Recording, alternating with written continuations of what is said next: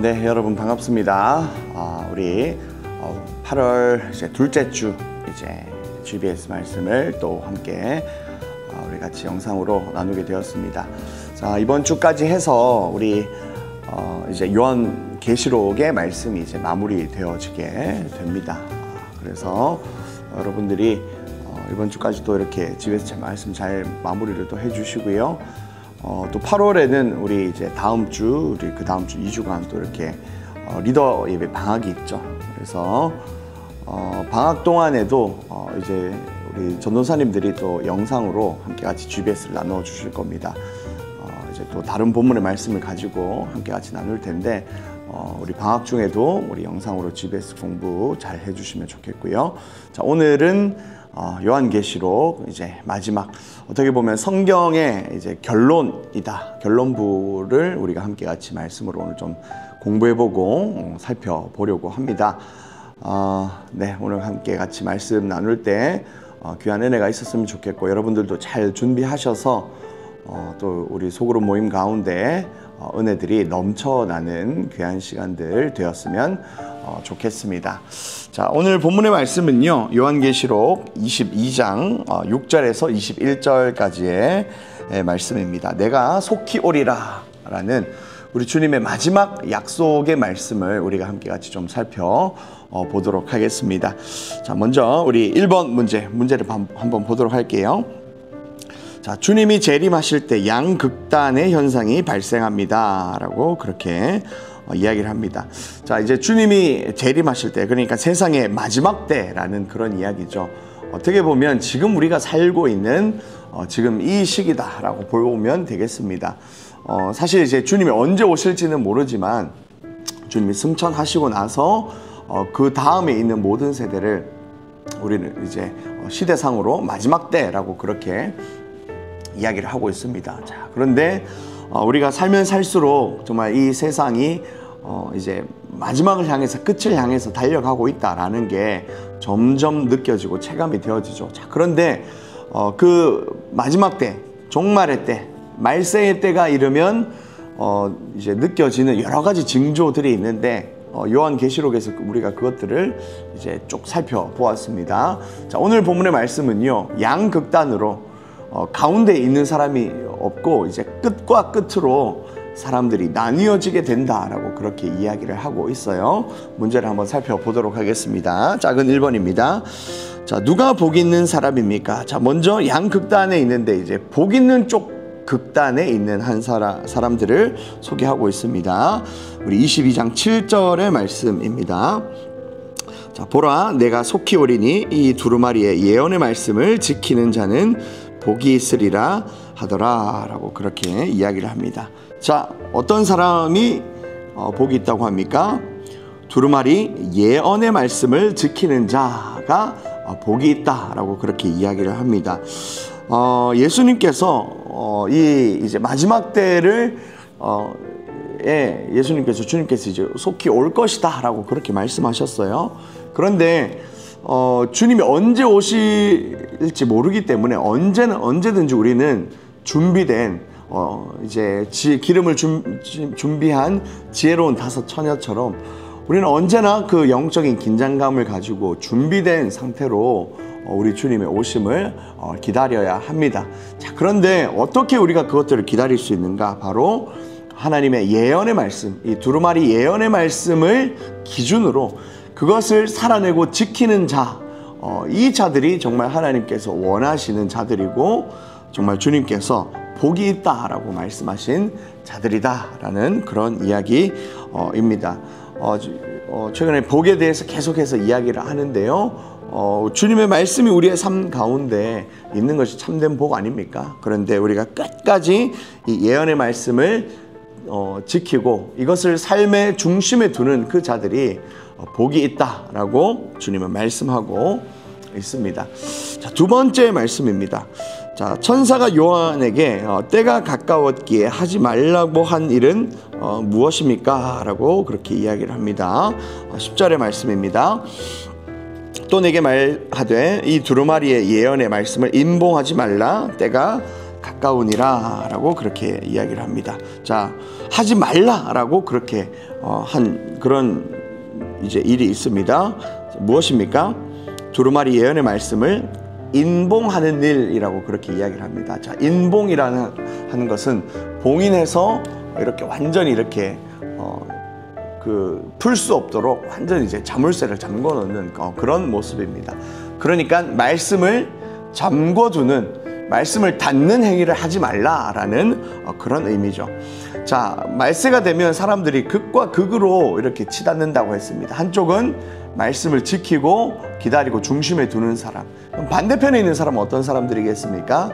말씀을 지키지도 않고 오히려 거부하고 반대쪽 극단, 하나님의 이 정반대편, 죄를 향해서 달려가는 그런 사람들이 생겨나게 될 것이다 라고 그렇게 이야기를 하고 있죠. 자, 그런데 하나님은 어떻게 해서든지 이쪽 극단에 있는 사람들도, 하나님 반대편에 있는 그 사람들도 구원하시기를 원하세요. 그들이 마음을 돌이키고 여호와께 돌아오기를 하나님은 원하고 계십니다. 자, 그러기 위해서 하나님이 길을 열어두셨어요. 너희의 죄를 알고 너희의 상태를 알기 위해서 말씀이 전해지기를 원하십니다. 그리고 말씀 대신 예수 그리스도가 그들에게 그 복음이 전해지기를 주님은 원하고 계신다라는 겁니다. 그래서 하나님이 천사를 통해서 요한에게 말씀하십니다. 이 말씀을 봉인하지 마라, 인봉하지 마라 라고 그렇게 이야기를 합니다. 어떻게든 열려서 이 구원의 자리로 그들이 초대되어질 수 있도록 그들을 향해서 말씀을 열어두라 라고 그렇게 이야기를 하고 있습니다. 이것이 바로 우리를 구원하시고자 하시는 하나님의 마음이고 뜻임을 기억할 수 있기를 바라겠습니다.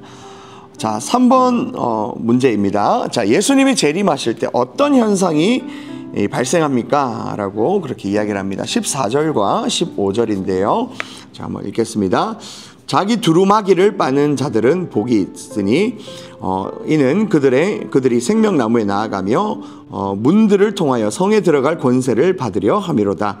개들과 점술가들과 음행하는 자들과 살인자들과 우상숭배자들과 및 거짓말을 좋아하며 지어내는 자는 다 성 밖에 있으리라 라고 그렇게 자, 이야기를 합니다. 자, 먼저 두 부류, 또 지금 양극단의 사람들을 소개하고 있죠. 14절에 보니까 자기 두루마기를 빠는 자들은 복이 있다라고 그렇게 이야기를 합니다.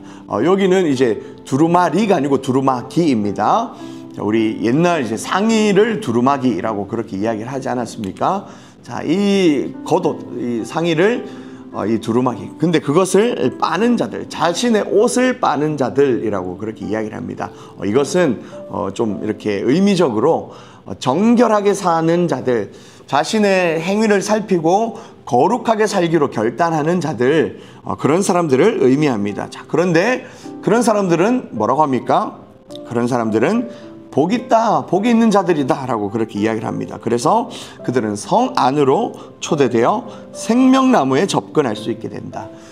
영원한 생명을 누릴 수 있는 그 생명나무에 우리가 가까이 나아갈 수 있다라는 것이죠. 영원한 생명을 우리가 하나님과 함께 영원토록 누리게 될 것이다 라는 것을 이야기를 하고 있습니다.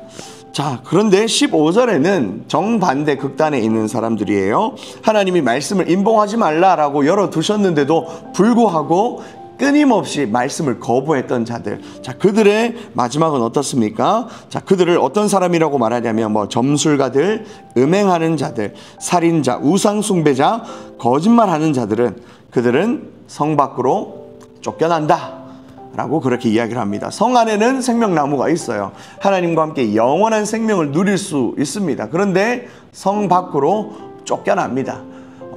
그래서 그들은 영원한 죽음에서 영원한 사망에 머무를 수밖에 없다라고 그렇게 이야기를 합니다. 중간지대가 절대로 있다라고 이야기하지 않아요. 하나님은 성 안이든지 성 밖이든지 너희가 있을 곳을 택하라 라고 그렇게 말씀하고 있습니다.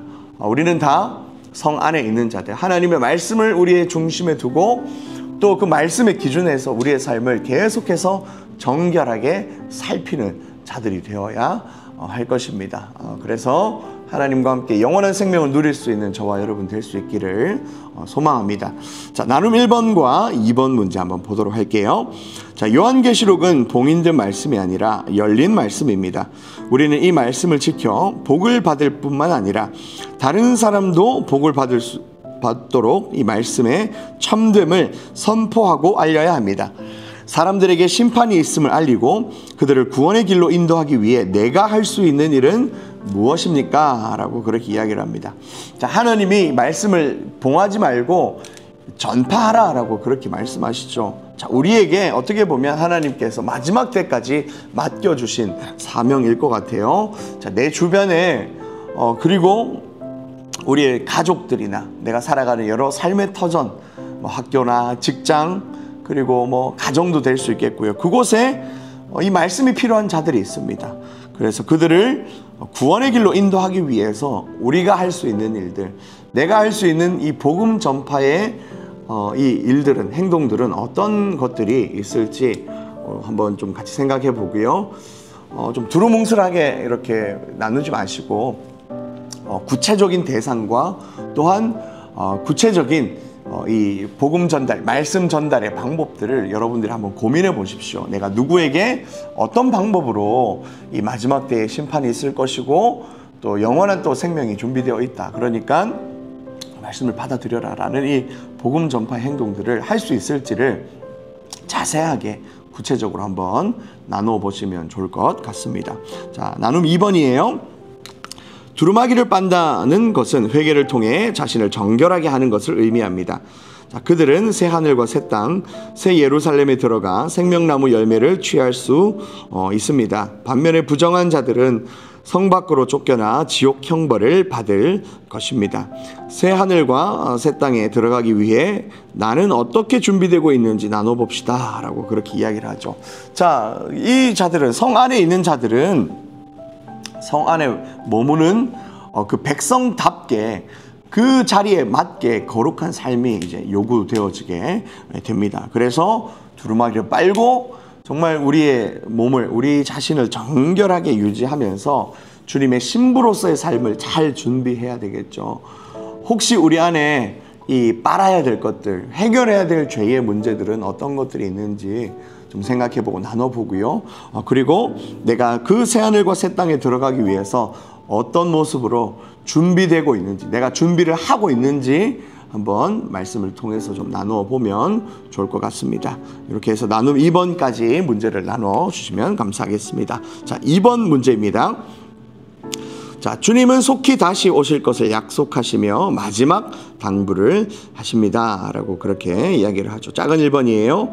자, 두루마리 예언의 말씀에 무엇을 더하거나 빼는 사람은 어떤 벌을 받습니까? 라고 그렇게 이야기를 합니다. 자, 주님께서 오시기로 약속하셨는데 그때까지 기다리는 우리의 자세와 태도 그리고 우리의 모습들을 지금 설명하고 있어요. 자, 그러면서 1번 문제에 뭐라고 이야기하냐면 두루마리 예언의 말씀에, 우리 성경 말씀이겠죠. 자, 이것에 무엇을 더하거나 빼는 사람, 어떤 것들을 왜곡하거나 축소하거나 아니면 과장하는 이런 것들은 벌을 받게 되어져 있다라고 그렇게 이야기를 하죠. 그 벌이 어떤 벌일지 18절과 19절 말씀에 있습니다. 내가 이 두루마리의 예언의 말씀을 듣는 모든 사람에게 증언하노니 만일 누구든지 이것들 외에 더하면 하나님이 이 두루마리에 기록된 재앙들을 그에게 더하실 것이요 만일 누구든지 이 두루마리 예언의 말씀에서 제하여 버리면 하나님이 이 두루마리에 기록된 생명나무와 및 거룩한 성에 참여함을 제하여 버리시리라 라고 그렇게 이야기를 합니다. 자, 지금 이 두 가지 행위, 이것에 더하는 사람 그리고 빼는 사람, 이 두 가지 이 사람에 대해서 경고를 하고 있어요. 자, 먼저 이것에 대해서 더하는 사람들, 하나님의 말씀이 아님에도 불구하고 계속해서 우리의 생각들, 내 주관과 철학들, 그리고 이것을 마치 하나님의 뜻인 양 막 이렇게 전파하는 그런 사람들. 자, 그런 사람들은 이 두루마리에 기록된 재앙들을 받게 될 것이다 라고 그렇게 이야기를 합니다. 자, 이 지금 요한계시록에 물론 미래에 대한 소망도 있지만 여러 가지 무서운 또 재앙들이 있지 않습니까? 자, 그런데 하나님의 말씀에 더하는 자들, 더 과장하고 더 덧붙이는 그 자들은 이 재앙들을 그들에게 쏟을 것이다 라고 하나님이 말씀하십니다. 자, 두 번째로 빼는 사람들, 하나님의 말씀, 하나님이 이렇게 말씀하셨는데 자, 그것을 지키지 않고 자, 이것은 넘어가도 돼 하면서 빼고 지키지 않고 마음에 두지 않는 그 사람들, 자, 그 사람들은 생명나무와 거룩한 성에 참여하지 못할 것이다. 참여하면서 마찬가지로 뺄 것이다 라고 하나님이 말씀하십니다. 네가 더한 사람, 말씀에 딴 것을 더한 사람에게는 재앙을 더하고 말씀에서 무엇을 뺀 사람에게는 생명나무에서 그리고 그것에 참여할 수 있는 자격에서 빼겠다라고 그렇게 말씀하시죠.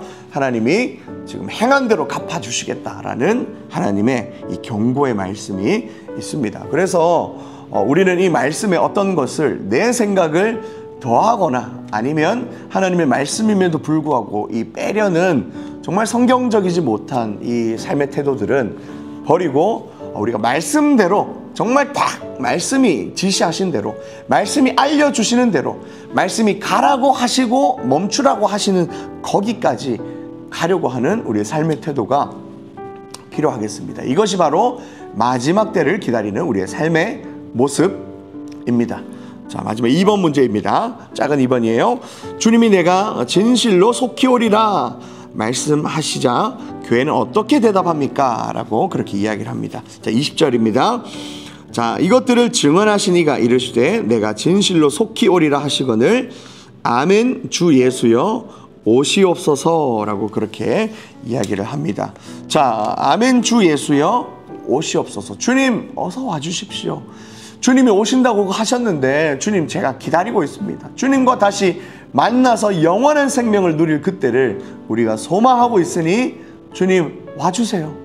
주님 얼른 와주세요. 그래서 우리에게 생명을 주십시오. 내가 주님의 신부로서 그날을 기다리오니 주님 오시옵소서. 아멘 주 예수여 오시옵소서라는 이 고백이 우리에게 필요하다라고 그렇게 이야기를 합니다. 자, 이 단어가 우리가 잘 아는 마라나타, 아멘 주 예수여 오시옵소서. 이 마라나타는 아람어거든요. 그 당시에 온 세계 그 지중해 이제 연안 전체에 폭넓게 쓰여지던 토착 언어였습니다. 그 아람어로 마라나타라고 되어져 있고요. 뭐 헬라어로는 에르코 큐리에 이에수스 이렇게 되어 있는데 뭐 아무튼 같은 말입니다. 주님 어서 와 주십시오. 네, 이것이 바로 마지막 때를 기다리는 성도의 모습이고 바로 여러분들의 모습이 되어야 한다라는 것이죠. 자, 우리는 예수 그리스도를 기다리며 살고 있습니까? 주님과 함께 영원한 생명을 누릴 그때를 정말 소망하면서 살고 있습니까? 아니면 지금 이 땅에서의 삶이 너무 좋아서 주님 잠깐만 기다려주세요. 잠깐 멈춰 주십시오라고 우리는 이 땅을 바라보며 사는 사람입니까? 우리의 삶을 좀 돌아보며 정말 우리가 이 마지막 때에 주님을 기다리는 그 성도의 모습에 합당한 자들인지 우리의 삶과 또 우리의 마음도 한번 살펴봐야 될 것 같습니다. 살펴보시면서 우리 나눔 3번 문제 한번 보도록 할게요. 주께서 내가 속히 오리라 말씀하시고 교회는 아멘 주 예수여 어서 오시옵소서라고 대답합니다.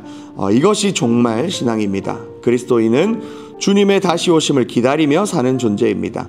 지금 어떤 모습으로 주님의 다시 오심을 기다리며 살고 있는지 나눠 봅시다 라고 그렇게 이야기를 합니다. 자, 제가 방금 설명했던 것처럼 우리는 어떤 모습으로 어떤 마음으로 어떤 입술의 고백으로 주님을 기다리고 있는지, 아니 정말 주님을 기다리고는 있는지 우리의 삶을 한번 살펴보면서 정말 주님의 그 소망의 때를 우리 믿음으로 기다릴 수 있는 우리 반야교회 청년 공동체 리더들 그리고 모든 우리 지체들이 되었으면 좋겠습니다.